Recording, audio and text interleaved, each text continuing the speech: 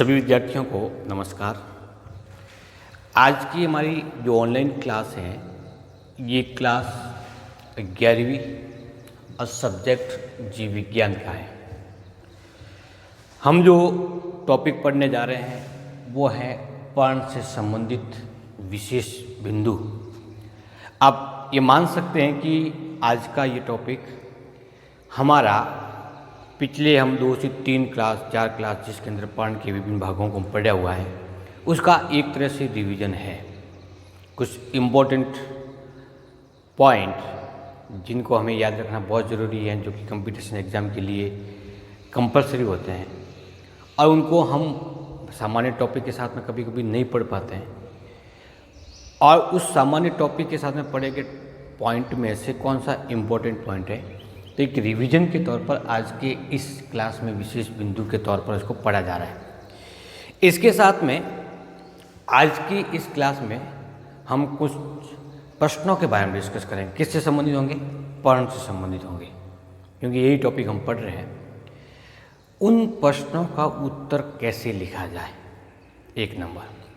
यदि कोई अंतर से संबंधित प्रश्न पूछा जाए कि संयुक्त पर्ण और सरल पर्ण में क्या अंतर होता है, उसका आंसर 11वीं कक्षा के लिए किस प्रकार से लिखा जाए उसके बारे में डिस्कस करेंगे। तो प्रश्न लिखेंगे, प्रश्न के साथ उत्तर भी लिखेंगे और फिर उस उत्तर को लिखने के बारे में इसकी विवेचना करेंगे, ताकि हमारा कंसेप्ट हो जाता है एकदम क्लियर हो जाता है। आप ये ऑनलाइन क्लास गायत्री विद्या मंदिर उच्च माध्यमिक विद्यालय सांचौर के यूट्यूब चैनल पर देख रहे हैं। यदि आपने सब्सक्राइब नहीं किया तो इसको आप सब्सक्राइब जरूर करें। टॉपिक को कंप्लीट समझने के लिए वीडियो को आप कंप्लीट देखें। अभी तक पढ़ाए गए टॉपिक के अनुसार कुल 5 यूनिट हो चुकी हैं। उसके आपने साथ साथ में नोट्स बनाए हुए होंगे, और नहीं बनाए हुए हैं तो साथ साथ में नोट्स बनाते जाइए। बोर्ड पे लिखी गई समरी को उतारने के लिए, सारांश को उतारने के लिए वीडियो को आप कुछ समय के लिए पॉज कर दो। उसके बाद में आराम से नोटबुक में बना दो और बनाने के बाद फिर वीडियो को वापस रीस्टार्ट कर दें इसको। इससे आपके नोट्स भी बनते जाएंगे, आपकी क्लास चलती रहेगी, लिखोगे तो आपको समझ में आ जाएगा। तो प्रारंभ करते हैं हमारा टॉपिक। पादप जगत में सबसे लंबी जो पर्ण होती है, लंबी पर्ण का मतलब जैसे बबूल की पत्तियाँ होती हैं छोटी छोटी होती है, केले की पर्ण होती है वो 1 मीटर से 1.5 मीटर तक होती है, खजूर की पर्ण होती है वो 2.5 मीटर तक भी होती है। तो ये यदि हम किसी से पूछे कि पर्ण की लंबाई किसके ऊपर डिपेंड करती है, तो मूल रूप से उस वातावरण का जल की मात्रा के आधार पर होती है। लेकिन फिर भी प्राकृतिक रूप से सबसे लंबी जो पर्ण होती है वो विक्टोरिया रीजिया नामक पादप की होती है, विक्टोरिया रीजिया पादप। और ऐसा माना गया कि इसकी पर्ण है वो लगभग 25 मीटर होती है। कितनी होती है? 25 मीटर तक होती है। 25 मीटर तक का कोई प्लांट भी नहीं होता, लेकिन इस पादप की पर्ण है वो कितनी है? 25 मीटर। मोनोफाइलिया या मोनोफिला एक ऐसा पादप है जिसका संपूर्ण पादप एकल पर्ण युक्त होता है। पर्ण कितनी पाई जाएगी? 1 पर्ण। ठीक इसी प्रकार से 2 पर्ण युक्त पादप है, इसका नाम है वेलविशिया। वेलविशिया एंजियोस्पर्म नहीं है, बल्कि वेलविशिया क्या है? वेलविशिया एक जिम्नोस्पर्म नहीं है। विद्यार्थियों, हो सकता है कि एनसीईआरटी की जो बुक्स आपके लिए लागू की गई है उसके अंतर्गत ये टॉपिक नहीं हो, लेकिन चूंकि आगे जाकर के नीट का एग्ज़ाम आपको फाइट करना है या कोई अन्य कंपटीशन फाइट करना है तो वो उसके सिलेबस के अंतर्गत है, इसलिए हम इसको आज थोड़ा सा अलग से डिस्कस कर रहे हैं। पर्ण के प्रकार, अब हमने पर्ण जब स्टेक से पढ़ी थी तब उसमें पर्ण के प्रकार पढ़ा, संयुक्त पर्ण है और सरल पर्ण है। वो जो पर्ण थी वो मूल रूप से उसमें पाए जाने वाले ब्लेड या पर्णकों की संख्या के आधार पर थी। पर्ण फलक कट फट करके कैसा हो जाता, फटता है नहीं फटता, उसके आधार पर वो पर्ण 2 प्रकार की थी। ये जो पर्ण के जो प्रकार है वो मूल रूप से उत्पत्ति के आधार पर है, उत्पत्ति और कार्य के आधार पर ये पर्ण के प्रकार हैं। पहली होती है, उसको हम नाम देते हैं सामान्य पर्ण। कुल कितने प्रकार की हुई? 1 2 3 4 5 और 6 प्रकार की, 6 प्रकार की पर्ण पाई जाती है। पहली प्रकार की है सामान्य पर्ण। जितनी भी पर्ण आप देख रहे हो, पादप बड़ा होने के बाद में उस पर लगी हुई पर्ण सामान्य पर्ण कहलाती है, या इसको फोलिएज पर्ण कहते हैं, जो निश्चित समय के बाद, चाहे वो 6 महीने हो, 8 महीने हो, 12 महीने हो, 1.5 साल हो, उसके बाद में पतझड़ मौसम के अंतर्गत वो झड़ेगी। और ये पर्ण क्या करती है? ये पर्ण करती है प्रकाश संश्लेषण का कार्य करती है। कभी कभी ये पर्ण खाद्य पदार्थों का भी संग्रहण करती है, मॉडिफिकेशन का हो जाता, हमने पढ़े थे पर्ण के कार्य के अंतर्गत। तो मुख्य रूप से इसका कार्य क्या होगा? फोटोसिंथेसिस करेगी। दूसरी होती है वो बीजपत्री पर्ण कहलाती है। तो बीजपत्री पर्ण का मतलब क्या होता है, तात्पर्य क्या होता है? जब हम किसी बीज को बोते हैं, चाहे गेहूं का बोया, बाजरे का बोया, चने का बोया, कोई भी बीज बोते हैं, तो उसमें से या तो एक पर्ण निकलती है लंबी सी, अथवा उससे सबसे पहले 2 पर्ण निकलती है। ये सभी प्रकार की अंडाकार पर्ण होती हैं। कितनी पर्ण निकली? 2 या 1। एक पर्ण निकलती है वो एक बीजपत्री पादप होगा, 2 पर्ण निकली वो द्विबीजपत्री पादप होता है। ऐसा सामान्यतः पर अनुमान बीजों के बारे में, पादप के बारे में लगाते हैं। बीज के अंकुरण के तुरंत बाद जो पर्ण विकसित होती है, वो पर्ण प्रकाश संश्लेषण का कार्य करना प्रारंभ कर देती है।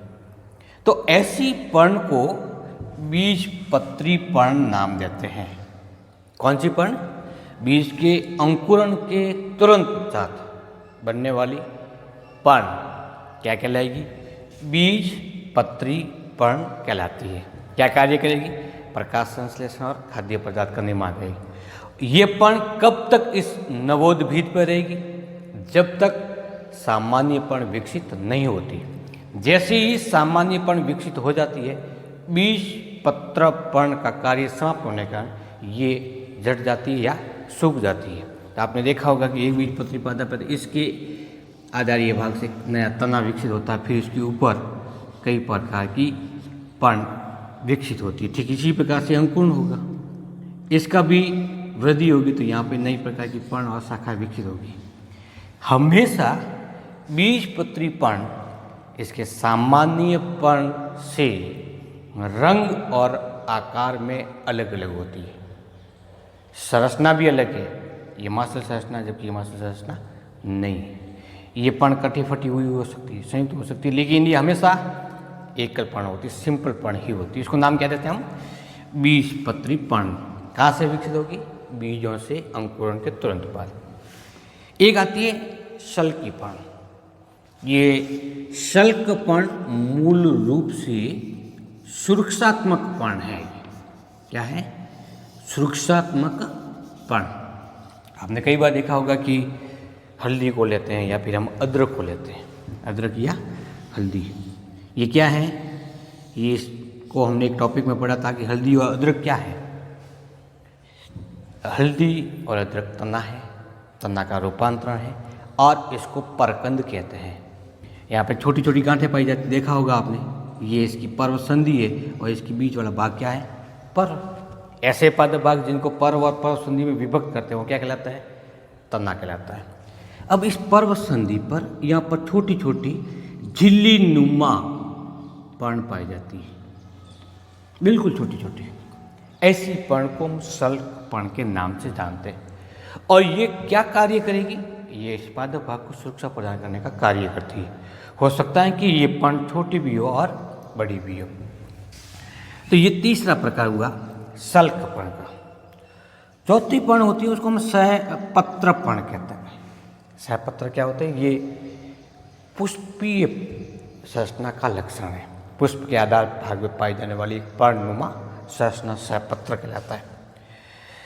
अब ये सहपत्र पर्ण, सहपत्र बड़े हो जाते हैं, पर्ण के समान होते हैं, उसको नाम देते हैं सहपत्र पर्ण। क्या कार्य करती है? मूल रूप से ये पर्ण सहपत्र होंगे, रंगीन होंगे, रंगीन होकर के कीटों को अपनी ओर आकर्षित करते हैं, जिससे परागण की क्रिया होती है। और किस में पाया जाता है? मूल रूप से बोगनविलिया जैसे पादपों के अंदर मिलता है। एक होती है पुष्पीय पर्ण, पुष्प पर्ण। जैसा कि हम जानते हैं कि पुष्प के अंतर्गत कई भाग होते हैं। कैसा होता है? दल होते हैं, एक हरे रंग के बाह्य दल होते हैं, होते ही नहीं होते हैं। फिर यहाँ पे पुंकेसर होता है, स्त्री केसर होता है। इस प्रकार की एक सरल प्रकार की संरचना पाई जाती है। पुष्प में पाए जाने वाले ये दले, बाह्य दले इत्यादि संरचना पर्ण का रूपांतरण है, इसलिए कभी कभी हरे रंग के भी हो जाते हैं। ऐसे पर्ण को नाम देते हैं पुष्प पर्ण।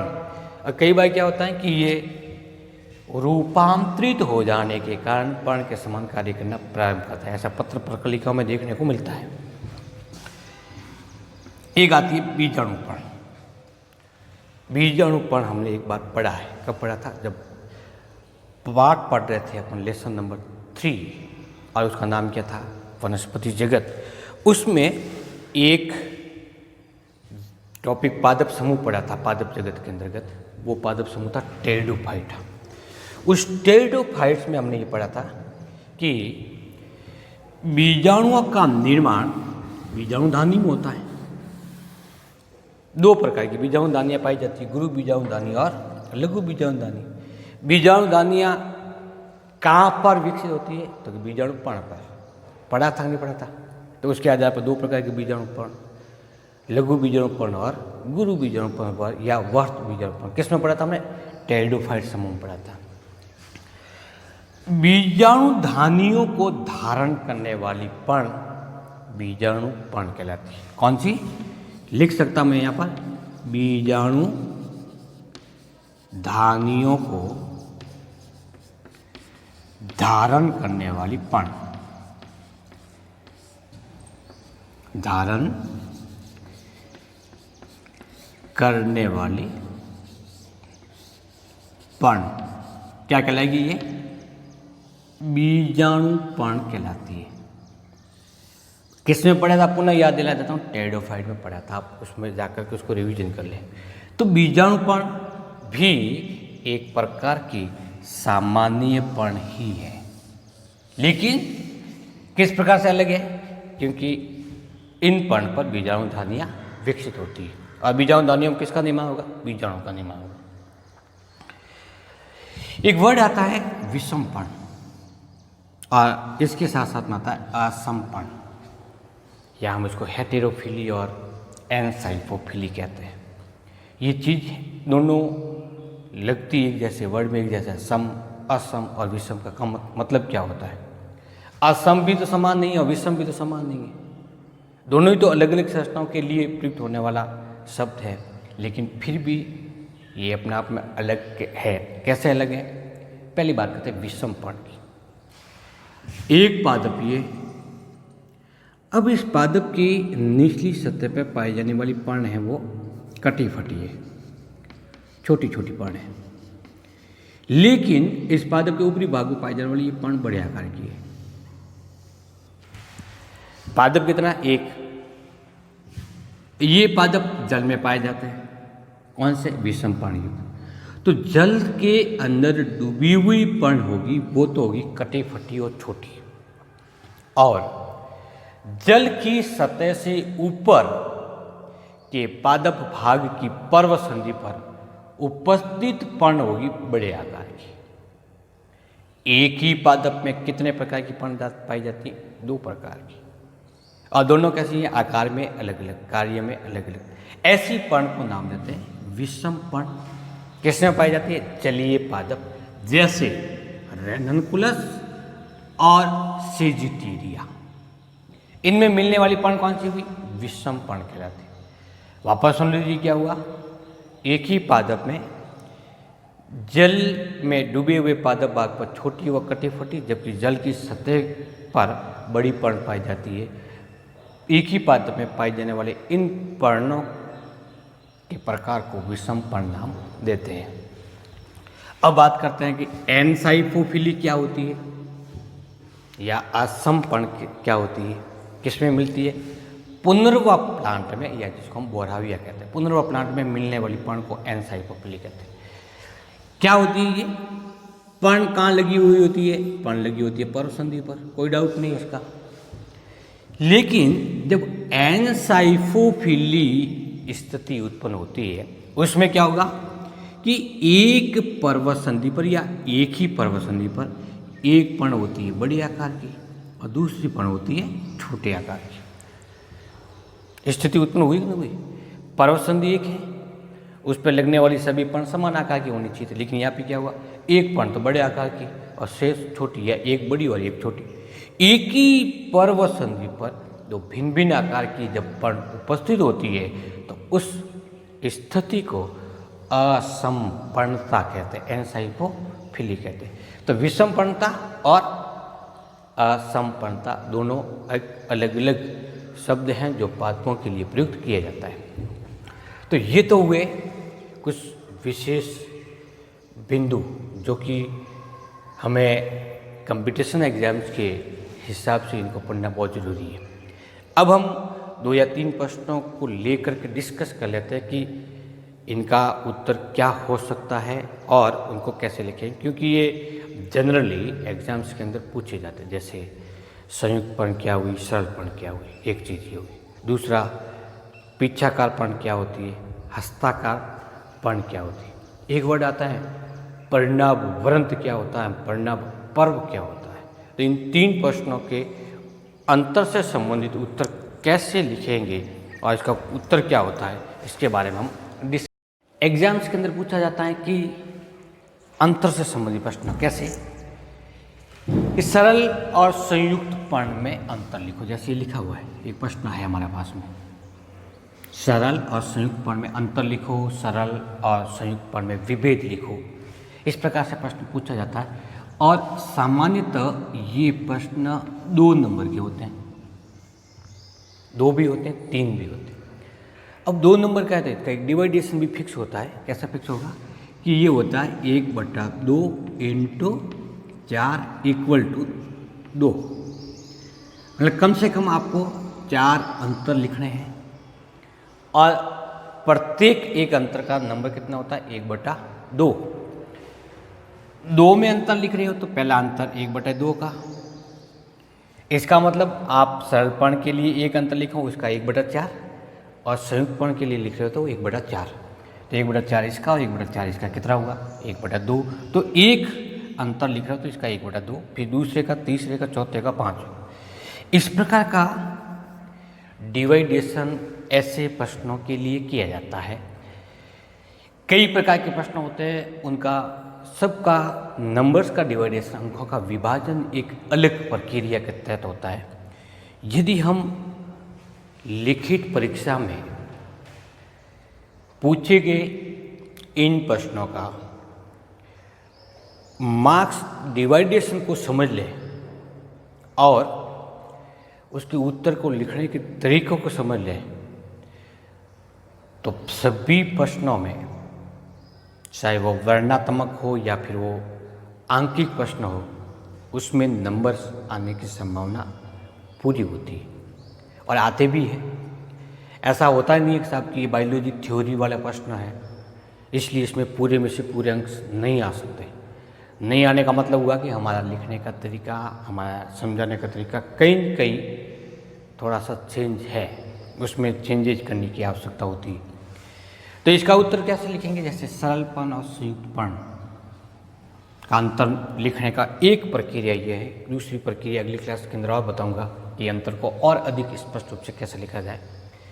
तो पहला, सरल पर्ण की परिभाषा में क्या होता है कि ऐसी पर्ण जिसमें संपूर्ण फलक एक ही होता है। कितना होगा, पूरा फलक होगा वो एक होगा, तो उसको हम सरल पर्ण कहेंगे। जबकि संयुक्त पर्ण में पर्ण फलक कई खंड, जिनको हम नाम देते हैं पर्णकों में विभाजित होता है। तो पर्ण फलक इतना था, उसमें एक खंड ये, दूसरा खंड ये, तीसरा खंड ये, चौथा ये, पांचवा ये, छठा ये, इस प्रकार से कई खंडों में विभक्त होता, तो उसको नाम देते हैं संयुक्त पर्ण। तो ये एक पर्ण है, वो कौन सी पर्ण होगी, ये संयुक्त पर्ण होगी। एक सिंपल सा हम डायग्राम के माध्यम से देख लेते हैं। पूरी पर्ण थी, इसको नाम देते हैं संयुक्त पर्ण। एक से अधिक सतह से विकसित होती है। क्या? सरल पर्ण। तो ये पर्ण एक से अधिक सतह से विकसित होती है। सतह का मतलब क्या हुआ?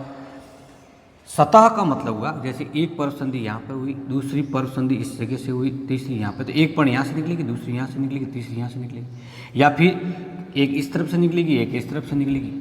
एक पर्व संधि के चारों ओर लगेगी, जबकि इसमें पर्णक होते हैं वो कहाँ लगे होते हैं? वो एक ही सतह पर लगे हुए होते हैं। इस पर्ण की एक ही रेखा इस पर लगे हुए होते हैं। तो ये हमारा अंतर नंबर 2 हो गया। थर्ड देखिए, विकास की प्रक्रिया को बता रहा है कैसे विकसित होती है। तो सबसे पहली पर्ण इस स्तंभ की या शाखा की पर्व संधि, इस पर्व संधि पर विकसित होगी, फिर शाखा की लंबाई बढ़ेगी, फिर दूसरी पर्ण यहाँ विकसित होगी, फिर शाखा की लंबाई बढ़ेगी, फिर तीसरी पर्ण यहाँ होगी। तो जो आधारीय भाग में विकसित पर्ण है वो कैसे हुई? बड़े आकार की हुई, और नई नवनिर्मित पर्ण होती है वो छोटे आकार की होती है। जब नवनिर्मित पर्ण अग्र क्रम में लगे और पुरानी पर्ण आधारीय क्रम में स्थित हो, तो हम इस प्रकार की विकास की प्रक्रिया को नाम देते हैं अग्राभिसारी। और ठीक इसके समान एक वर्ड आया था तलाभिसारी। कहाँ पे आया था? तलाभिसारी और अग्राभिसारी क्रम। ये पढ़े थे हमने जब कवक पढ़ा था, तो इसमें और लैंगिक जनन संस्था जो विकसित होती थी वो तलाभिसारी क्रम में या अग्राभिसारी क्रम में पढ़ा था। तो सरल पर्ण होगी वो कैसी होगी? हमेशा पर्ण अग्राभिसारी क्रम में विकसित होती है, जबकि संयुक्त पर्ण में एक पर्ण ये है, अब इसके ये भाग पर्णक कहलाएंगे। तो इसमें सभी पर्णक एक साथ में विकसित होते हैं। 5 बनने, 6 बनने, 7 बनने, सब बनेंगे एक साथ में। धीरे धीरे सभी पर्णकों का विकास एक साथ में होगा, जबकि इसमें पहले ऊपर वाली पर्ण धीरे धीरे विकसित होगी, आधारी भाग की पहले विकसित हो जाती है। तो विकास अलग अलग होगा। सरल पर्ण के कक्ष पर, आधारी भाग पर, इस जगह पर एक छोटी सी पर्ण होती है, उसको क्या नाम देते हैं? अनुपर्ण। तो सरल पर्ण के कक्षस्थ भाग पर अनुपर्ण उपस्थित होते हैं, जबकि संयुक्त पर्णकों के आधार पर कोई अनुपर्ण नहीं होते हैं, लेकिन इस पूरी पर्ण के आधारीय भाग पर अनुपर्ण विकसित हो सकते हैं, उपस्थित हो सकते हैं।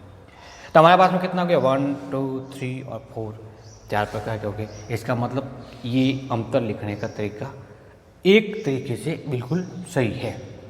प्रत्येक चीज़ इसमें आनी चाहिए, स्पष्ट होनी चाहिए। ठीक इसी प्रकार का दूसरा अपन देख लेते हैं पर्णाभ स्तंभ और पर्णाभ वृंत। अभी पढ़ा था हमने ऑस्ट्रेलियन भूगोल के अंतर्गत पर्णाभ वृंत क्या होता है। इससे संबंधित प्रश्न यदि आ जाता तो उसको हम कैसे लिखेंगे? पर्णाभ स्तंभ और पर्णाभ वृंत। इसको नाम देते हैं फिल्लोड, इसको नाम देते हैं फिल्लोक्लेड। कितने हो गए? 2 हो गए। और ये एग्जाम्स के अंदर पूछे जाते हैं, चाहे 1 नंबर का प्रश्न पूछा जाता है पर्णाभ वृंत क्या होता है, तो उसका उत्तर ऐसा नहीं लिखा है, फिर तरीका उसका चेंज हो जाएगा। पर्णाभ स्तंभ क्या होता है, तो पर्णाभ स्तंभ और पर्णाभ वृंत में अंतर क्या होता है लिखिए। तो पर्णाभ स्तंभ पर्ण के समान स्तंभ, तो ये किसका रूपांतरण है? ये स्तंभ का रूपांतरण है। जबकि पर्णाभ वृंत किसका है? पर्ण वृंत का रूपांतरण है। क्यों होगा? क्योंकि फलक होते हैं वो गिर जाते हैं, फलकों के अभाव में फोटोसिंथेसिस का कार्य कौन करता है? पर्णाभ कौन करेगा? पर्णवृंत करेगा। इसके कारण पर्णवृंत कैसा होता है? हरा हो जाएगा, चपटा हो जाएगा, मसल हो जाएगा। पर्णाभ स्तंभ क्या हुआ? स्तंभ रूपांतरित हो रहा है। हरी संरचना में, चपटी और मासल संरचना में किसके समान हो रहा है? पर्ण के समान हो रहा है। इसका मतलब दोनों ही प्रकार की संरचना युक्त पादपों में पर्ण और पर्ण फलक नहीं पाए जाते। यदि पाए भी जाते हैं तो कुछ समय के लिए विकसित होते हैं और उसके बाद वापस गिर जाते हैं, क्योंकि दोनों ही मरुस्थलीय पादप है और मरुस्थलीय पादपों में बाष्पोत्सर्जन की दर बहुत अधिक होती है। इसीलिए पत्तियों को गिरा करके पादप बाष्पोत्सर्जन की दर को कम करता है। जब पर्ण नहीं होगी तो पादप का कोई अन्य भाग पर्ण के समान कार्य करना प्रारंभ करेगा या नहीं करेगा। तो इसीलिए ये दोनों संरचना विकसित होती है। पर्ण के समान कार्य करी, इसलिए दोनों का रंग कैसा होगा? हरा होगा, चपटी संरचना होगी और मासल हो जाती है। पर्णाभ स्तंभ पर्ण के कक्ष में स्थित होता है। पर्ण के जैसे ये पर्ण था और इसकी कक्ष से इस भाग से निकलेगा, जबकि पर्णाभ वृंत क्योंकि वृंत है इसलिए कक्षत कलिका की शाखा से विकसित होता है। कक्षत कलिका ये और इसकी शाखा से इस जगह से विकसित होता है। स्तंभ हैं, इसलिए इस पढ़नाभ स्तंभ पर पर्वसंधियाँ, पर्व, पर्ण और पुष्प जैसी संरचनाएं विकसित होती हैं। क्या विकसित होंगे? पुष्प भी होंगे, पर्ण भी होगी और पर्वसंधियाँ भी होगी, क्योंकि वो स्तंभ है। क्योंकि ये पर्ण वृंत है, इसलिए इस संरचना पर अर्थात पढ़नाभ वृंत पर पर्वसंधियाँ, पर्व और पुष्प विकसित नहीं होते हैं। पढ़नाभ वृंत किस में पाया जाता है? ऑस्ट्रेलियन बबूल में। पढ़नाभ स्तंभ किस में पाया जाता है? नागफणी। तो ये हो गया इनके मध्य अंतर। अब मान लो प्रश्न आ जाता है कि पढ़नाभ स्तंभ क्या होता है, स्पष्ट कीजिए। तो क्या लिखोगे कि मृदुस्त्रीय पादप में स्तंभ या पर्ण के अभाव में स्तंभ रूपांतरित होकर हरे व मांसल संरचना में परिवर्तित हो जाता है, जो कि फोटोसिंथेसिस का कार्य करता है। पढ़नाभ स्तंभ कहलाता है। किसमें पाया जाता है? नागफणी। यदि पढ़नाभ वृंत के बारे में 1 नंबर के क्वेश्चन में पूछा जाए तो क्या लिखोगे? पर्णफलक के अभाव में पर्ण वृंत रूपांतरित होकर के हरी, चपटी और मांसल संरचना बनाता है, जो कि पर्ण के समान होती है और पर्ण के समान प्रकाश संश्लेषण का कार्य करती है। ऐसी संरचना को पढ़नाभ वृंत कहते हैं। जैसे उदाहरण के तौर पर ऑस्ट्रेलियन बबूल। तो ये 2 प्रकार के अंतर मैंने आपको इस बोर्ड के माध्यम से समझाए हैं। आप अपनी नोटबुक में एक प्रश्न लिखोगे और उसका आंसर लिखोगे। क्या लिखोगे? प्रश्न है सरल पर्ण तथा संयुक्त पर्ण में अंतर लिखिए। कौन सा? सरल पर्ण तथा संयुक्त पर्ण में अंतर लिखो। जितने अंतर आपको आते हैं, जितने आपने पढ़े हैं, बुक्स को वापस पढ़िए, आपको नोट्स को वापस पढ़िए और उसकी सहायता से इसके अनुसार आपको अंतर लिखने हैं। यदि इससे संबंधित कोई किसी प्रकार की प्रश्न, कुछ प्रॉब्लम आती है तो ये व्हाट्सएप नंबर 9414534268 कितने हैं? 9414534268। इस व्हाट्सएप नंबर पर अपना नाम, क्लास का नाम और अपना प्रश्न लिख करके आप मुझे सेंड कर सकते हो, जिसका रिप्लाई मैं उसी के माध्यम से अर्थात व्हाट्सएप के माध्यम से आपको पुनः दूंगा। यदि कोई प्रश्न ज़्यादा इम्पोर्टेंट है तो इस क्लास के माध्यम से वापस हम उसको डिस्कस करेंगे। आप अपने नोट्स बनाते रहिए, पढ़ाई निरंतर करते रहिए, जिसके कारण आपकी रेगुलरिटी बनी रहे। नेक्स्ट टॉपिक में फिर अपन एक नए टॉपिक के बारे में डिस्कस करेंगे। थैंक यू, नमस्कार।